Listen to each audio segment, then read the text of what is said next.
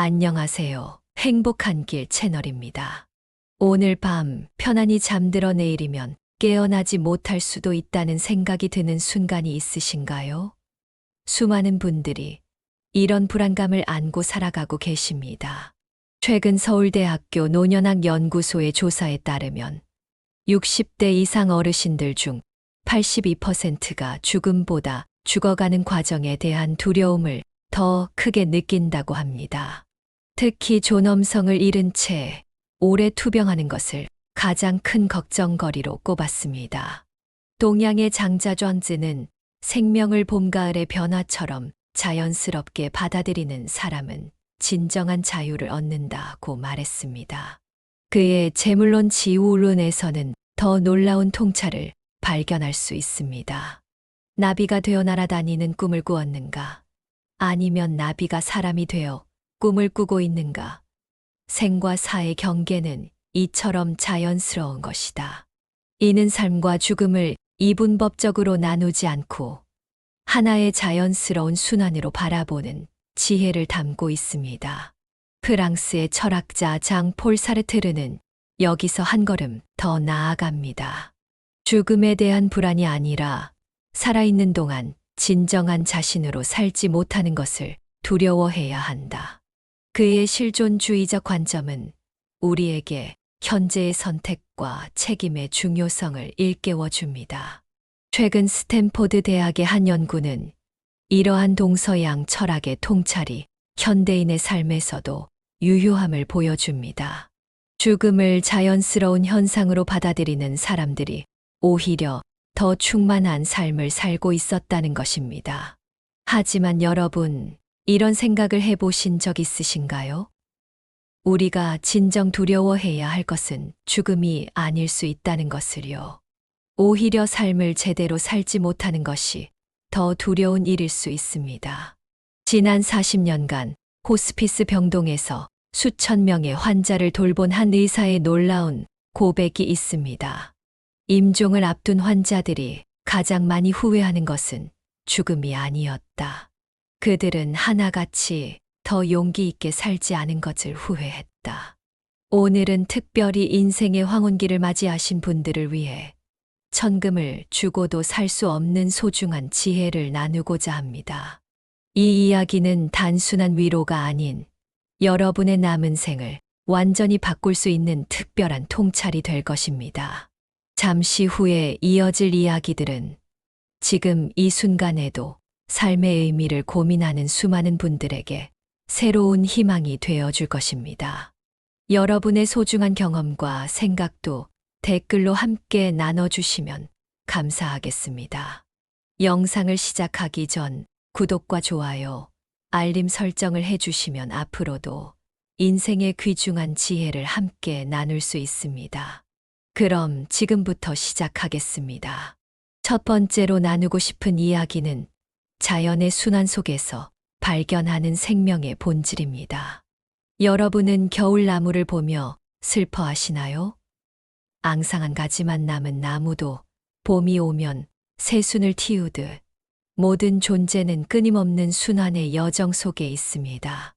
하버드 의대의 아툴 가완디 박사의 연구는 흥미로운 발견을 보여줍니다. 자연의 순리를 받아들인 이들의 삶이 더욱 충만했다는 것입니다. 그들은 매 계절의 변화처럼 자신의 시기도 자연스럽게 받아들이며 각 단계를 의미 있게 살아갔습니다. 하지만 이런 의문이 생길 수 있습니다. 자연의 순리를 받아들인다는 것은 체념하는 것 아닌가요? 스위스의 한 연구소에서는 생명의 계절 프로그램을 통해 답을 제시합니다. 참가자들은 자신의 삶을 사계절에 비유하며 각 시기의 특별함을 발견합니다. 겨울이 오기에 가을이 아름답고 봄이 있기에 겨울도 의미가 있듯이 말입니다. 이를 실천하는 방법은 자연스럽습니다. 매일 아침 창밖의 하늘을 바라보며 오늘은 어떤 계절의 날이 될까 생각해 보세요. 이는 단순한 관찰이 아닙니다. 우리 존재가 자연의 일부임을 깨닫는 시간입니다. 물론 이런 관점에 의문을 가질 수 있습니다. 현실을 미화하는 것 아닌가요? 하지만 곰곰이 생각해 보세요. 봄의 아름다움을 모르는 것이야말로 진정한 손실 아닐까요? 최근 생태 심리학 연구들은 자연의 순환을 이해하는 것이 정신적 웰빙에 긍정적 영향을 미친다고 밝힙니다. 특히 주목할 점은 자연의 리듬에 맞춰 사는 이들이 더 깊은 평화를 경험한다는 것입니다. 독일의 철학자 헤르만 헤세는 나무들은 우리에게 가장 오래된 스승이다라고 말했습니다. 그는 계절의 변화를 받아들이는 나무처럼 인간도 자신의 본질적 리듬을 찾아야 한다고 이야기합니다. 모든 나무는 자신만의 시간으로 성장하고 자신만의 방식으로 계절을 맞이한다. 우리도 그래야 한다. 프랑스의 철학자 가스통 바슐라르는 자연의 순환을 이해하는 것은 단순한 지식이 아니라 영혼의 체험이라고 강조했습니다. 그의 말처럼 우리가 자연의 순환을 깊이 이해할 때 삶의 모든 단계가 특별한 의미를 가지게 됩니다. 동양의 노장 철학 또한 자연의 도다어를 따르는 것이 가장 큰 지혜라고 가르칩니다. 이는 저항하거나 부정하는 것이 아니라 자연스러운 흐름을 받아들이고 그 속에서 조화를 이루는 것을 의미합니다. 이렇게 순환의 지혜를 이해하는 과정은 마치 교향곡을 감상하는 것과 같습니다. 각각의 악장이 모여 하나의 완벽한 음악을 이루듯 우리의 여정도 그 자체로 완성된 교향악이 됩니다. 다음으로는 이러한 자연의 지혜를 바탕으로 우리가 어떻게 의미 있는 발자취를 남길 수 있는지 알아보도록 하겠습니다. 두 번째로 나눌 이야기는 다음 세대에게 전하는 소중한 유산에 관한 것입니다. 후손들에게 무엇을 남겨주어야 할까?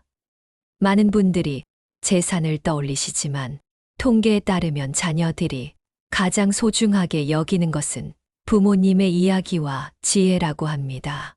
놀랍게도 우리나라 어르신들의 89%는 이런 무형의 유산을 전달할 기회를 놓치고 계신다고 합니다. 궁금증이 생깁니다. 어떻게 하면 의미 있는 유산을 남길 수 있을까요? 일본의 이야기 유산 프로젝트가 인상적인 답을 제시합니다. 도쿄대학교 노년학 연구소의 조사에 따르면 자신의 경험과 깨달음을 기록으로 남긴 어르신들의 가족들이 더 깊은 유대감을 형성했다고 합니다. 실천 방안은 생각보다 쉽습니다. 매주 1시간씩 특별했던 순간들을 기록해 보세요. 정성스러운 필체의 편지도 좋고 목소리를 담은 녹음도 좋습니다. 핵심은 진정성입니다. 인생에서 배운 교훈, 후회와 극복의 순간들, 감사했던 기억들을 나누어 보세요. 기록을 남기는 게 부담스러울 수 있겠네요. 라는 걱정이 들 수 있습니다. 하지만 가족관계 전문가들의 연구는 흥미로운 점을 보여줍니다. 소소한 일상의 기록이 오히려 후손들에게 더 큰 감동을 준다는 것입니다. 특별히 주목할 만한 것은 가족 스토리텔링 모임입니다. 한 달에 한 번 가족들과 옛 사진을 보며 추억을 나누는 시간을 가져보세요. 평범해 보이는 순간들 속에 담긴 지혜와 사랑이 세대를 이어주는 다리가 됩니다. 더 나아가 이러한 기록은 개인의 차원을 넘어섭니다. 최근 연구는 조부모의 이야기를 들으며 자란 아이들이 더 강한 정체성과 회복 탄력성을 지닌다고 밝혔습니다. 이는 세대를 잇는 무형의 나침반이 되는 셈이지요. 유산의 전승은 마치 등불을 밝히는 일과 같습니다. 한 사람의 작은 불빛이 다음 세대의 길을 환히 비추고 그 빛은 다시 미래로 이어집니다. 이제 우리가 살펴본 유산의 의미를 바탕으로 다음으로는 현재를 더욱 풍요롭게 만드는 방법에 대해 이야기를 나누어 보도록 하겠습니다. 세 번째로 나누고 싶은 이야기는 끊임없는 지적 성장의 기쁨에 관한 것입니다. 나이가 들면 새로운 것을 배우기 어렵다는 말은 과학적 근거가 없습니다. 최신 신경과학 연구에 따르면 배움에 대한 열정을 가진 80대 어르신들의 뇌 활성도가 50대 후반과 비슷한 수준을 유지한다고 합니다. 이런 질문이 떠오릅니다. 평생 학습이 주는 특별한 가치는 무엇일까요? 프랑스의 시니어 아카데미가 흥미로운 사례를 보여줍니다. 이곳에서는 어르신들이 단순한 수강생이 아닌 지식 나눔의 주체가 됩니다. 젊은이들에게 인생의 지혜를 전하고 그들에게서 새로운 디지털 기술을 배우는 쌍방향 학습이 이뤄집니다. 이 프로그램 참여자들의 인지 능력이 월등히 향상되었다는 보고가 있습니다. 첫 걸음은 간단합니다. 매일 15분씩 새로운 분야를 탐구해 보세요. 외국어 한 문장을 익히거나 악기 연습을 하거나 식물의 이름을 배우는 것도 좋습니다. 핵심은 지속적인 호기심입니다. 배움이 부담으로 다가오지 않을까요? 라는 걱정이 들 수 있습니다. 82세에 첫 그림을 그리기 시작해 93세에 세계적 화가가 된 모지스 할머니는 이렇게 말했습니다. 배움은 즐거움이어야 합니다. 성과를 내기 위해서가 아니라 순수한 흥미로 시작하세요. 지적 호기심의 효과는 놀랍습니다. 영국 옥스퍼드 대학의 연구에 따르면 새로운 기술이나 지식을 습득하는 노인들의 평균 수명이 7년 더 길었다고 합니다. 더욱 중요한 것은 그들이 느끼는 성취감과 자부심입니다. 여기서 한 단계 더 나아가 배움은 사회적 연결의 통로가 됩니다. 화상 강의에 참여하고 온라인 독서 모임을 만들고 지식 공유 플랫폼에서 활동하는 것은 단순한 학습을 넘어 새로운 공동체를 만드는 일입니다. 평생 학습은 마치 보물찾기와 같습니다. 매일 새로운 발견의 기쁨을 누리며 그 과정에서 자신의 무한한 가능성을 확인하게 됩니다. 자, 이제 우리가 살펴본 지적 성장의 여정을 바탕으로 다음으로는 일상의 작은 순간들을 깊이 있게 누리는 방법에 대해 이야기를 나누어 보도록 하겠습니다. 네 번째로 나눌 이야기는 깨어있는 마음으로 일상을 풍요롭게 누리는 지혜입니다. 바쁜 생각들이 마음을 가득 채우느라 정작 눈앞에 행복을 놓치고 있지는 않으신가요? 미국 펜실베니아 대학의 연구에 따르면 대부분의 사람들이 하루 중 절반 가까운 시간을 다른 생각에 빼앗기며 살아간다고 합니다. 궁금해집니다. 어떻게 하면 일상의 깊이를 더해갈 수 있을까요? 스위스의 한 실버 케어 센터에서 진행한 감각 깨움 프로젝트가 주목할 만한 해답을 제시합니다. 이곳에서는 매일 아침 5가지 감각을 의식적으로 일깨우는 시간을 가집니다. 놀랍게도 이 간단한 실천만으로도 참가자들의 불안이 크게 감소했고 삶의 충만함이 깊어졌다고 합니다. 일상에서의 실천은 이렇게 시작해 보세요. 차 한 잔을 마실 때는 향기부터 천천히 음미하고 산책할 때는 발 아래 땅의 질감을 느껴보세요. 식사 시간에는 휴대폰을 멀리 두고 음식의 맛과 색감에 집중해 보세요. 바쁜 일상에서 그런 여유를 찾기 어렵지 않을까요? 하버드 의대 연구진은 흥미로운 발견을 했습니다. 하루 단 3분의 의식적인 감각 체험만으로도 스트레스, 호르몬이 현저히 감소한다는 것입니다. 특히 효과적인 것이 오감 일기입니다. 매일 저녁 그날 가장 인상 깊었던 시각, 청각, 후각, 미각, 촉각의 경험을 한 줄씩 기록해 보세요. 이 작은 습관이 일상을 더욱 선명하게 만듭니다. 여기서 더 나아가 이러한 의식적 체험은 기억력 증진에도 탁월한 효과가 있습니다. 토론토 대학의 연구팀은 감각적 경험을 의식적으로 하는 사람들의 단기 기억력이 그렇지 않은 이들보다 30% 이상 향상된다는 사실을 밝혀냈습니다. 깨어있는 삶은 마치 맑은 호수와 같습니다.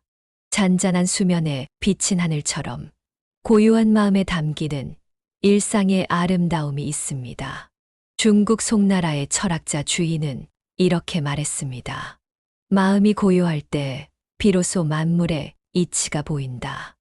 그의 통찰은 우리에게 중요한 가르침을 줍니다. 고요한 마음으로 현재를 바라볼 때 일상의 작은 순간들 속에서도 깊은 의미를 발견할 수 있다는 것입니다. 니체는 영원히 반복되는 하루를 살 수 있는가? 라고 물으며 매 순간을 온전히 살아내는 것의 중요성을 강조했습니다. 그의 말처럼 우리가 감각을 열고 현재를 깊이 체험할 때 평범해 보이는 나날들이 영원한 가치를 지니게 됩니다. 더 나아가 노자는 도다는 멀리 있지 않다. 일상 속에 있다고 가르칩니다. 그의 말씀처럼 깨어있는 마음으로 일상을 경험하는 것은 단순한 삶의 기술이 아닌 우리 존재의 본질적 가치를 실현하는 길입니다. 더 나아가 빅터 프랭클은 삶의 마지막 순간까지도 의미 있게 살 수 있다는 것이 인간의 위대함이라고 이야기합니다. 그의 말씀처럼 깨어있는 마음으로 매 순간을 경험하는 것은 단순한 삶의 기술이 아닌 우리 존재의 본질적 가치를 실현하는 길입니다. 자, 이제 우리가 살펴본 깨어있는 삶의 실천을 바탕으로 마지막으로는 이 모든 경험을 더욱 가볍고 자유롭게 누리는 방법에 대해 알아보도록 하겠습니다. 마지막으로 나눌 이야기는 삶을 가볍게 누리는 통찰에 관한 것입니다. 소유한 것이 많을수록 행복할 것 같지만 실상은 정반대입니다. 스탠퍼드 대학교의 행복연구소가 발표한 흥미로운 조사 결과가 있습니다. 물질적 소유가 적은 노인들의 행복 지수가 오히려 더 높게 나타났다고 합니다. 그런데 어떻게 하면 소유와 집착에서 벗어나 진정한 자유를 누릴 수 있을까요? 덴마크의 휘게 라이프 스타일이 인상적인 해답을 제시합니다. 이들은 은퇴 후 집을 작은 공간으로 옮기고 불필요한 물건들을 정리하는 것으로 새로운 삶을 시작합니다. 놀랍게도 이런 미니멀한 생활을 시작한 이들의 92%가 스트레스가 현저히 감소했다고 합니다. 실천 방법은 매주 한 가지씩 오래된 물건을 정리해 보세요. 그것이 책장 한 칸이든 옷장의 한 칸이든 상관없습니다. 중요한 것은 버리는 게 아니라 비우는 마음가짐입니다. 하지만 평생 모은 것들을 정리한다는 게 쉽지 않을 것 같은데요? 라는 걱정이 들 수 있습니다. 그러나 일본의 심플 시니어 운동은 흥미로운 관점을 제시합니다. 물건을 줄이는 것이 아니라 추억을 선물하는 것이라고 생각해 보는 거죠. 주목할 만한 것은 추억 나눔 프로젝트입니다. 오래 간직한 물건들을 가족이나 이웃과 나누며 그 물건에 얽힌 이야기를 들려주는 것입니다. 이런 과정을 통해 물건은 사라지지만 더 소중한 것들이 마음속에 자리 잡게 됩니다. 또 이러한 비움의 철학은 관계에도 적용됩니다. 영국의 한 연구에 따르면 불필요한 인간관계를 정리하고 진정한 교류에 집중한 이들의 삶의 질이 크게 향상되었다고 합니다. 가벼운 마음의 삶은 마치 새처럼 자유롭게 날아다니는 것과 같습니다. 불필요한 짐을 내려놓을 때 우리는 더 높이, 더 멀리 날 수 있습니다. 지금까지 함께 나눈 5가지 내용들을 정리하며 이 모든 것을 어떻게 조화롭게 실천할 수 있는지 마지막으로 이야기를 나누어 보도록 하겠습니다. 오늘 우리가 함께 나눈 이야기들을 통해 한 가지 분명해진 것이 있습니다. 인생의 마지막 장을 앞둔 시기가 결코 끝이 아니라 새로운 시작이 될 수 있다는 것입니다. 생명의 순환적 본질을 이해하고 마지막 순간을 의미 있게 준비하며 우아한 성숙함을 갖추고 현재에 충실하게 살아가면서 가벼운 마음으로 삶을 누리는 것. 이 모든 것들이 모여 우리의 인생을 더욱 풍요롭게 만듭니다. 독일의 실존 철학자 칼 야스퍼스는 이렇게 말했습니다. 한계 상황에 직면할 때 비로소 인간은 자신의 진정한 실존을 자각한다. 그의 말처럼 우리가 마주하는 어려움과 두려움은 오히려 우리를 더 깊은 깨달음으로 이끌 수 있습니다. 덴마크의 철학자 쇠렌 키르케고르는 인생은 앞으로 살아가면서 이해하지만 뒤돌아보면서 의미를 발견한다고 했습니다. 지금 이 순간 우리가 걸어온 길을 돌아보면 모든 순간이 특별한 의미를 가지고 있었음을 알 수 있습니다. 최근 하버드 의대의 연구는 이러한 철학적 통찰이 과학적으로도 입증됨을 보여줍니다. 자신의 삶을 의미 있게 해석하는 능력을 가진 이들이 더 높은 회복 탄력성과 행복감을 보였다는 것입니다. 한 노년 심리학자는 이렇게 말했습니다. 인생은 마치 아름다운 노을과 같습니다. 해가 저물어 가는 순간이 오히려 가장 찬란한 빛을 만들어내죠. 여러분의 인생도 그러한 찬란한 추억들로 가득하기를 바랍니다. 우리가 나눈 이야기들이 여러분의 마음속에 작은 빛이 되어 앞으로의 여정을 밝혀주길 희망합니다. 행복한 길 채널은 앞으로도 여러분과 함께 삶의 지혜를 나누고자 합니다. 구독과 좋아요를 눌러주시면 더 많은 분들과 이런 소중한 이야기들을 나눌 수 있습니다. 특히 여러분의 경험과 마음을 댓글로 남겨주시면 그것이 또 다른 분들에게 귀중한 등대가 될 것입니다. 우리 모두 함께 행복한 길을 걸어가요. 끝까지 시청해 주셔서 감사합니다.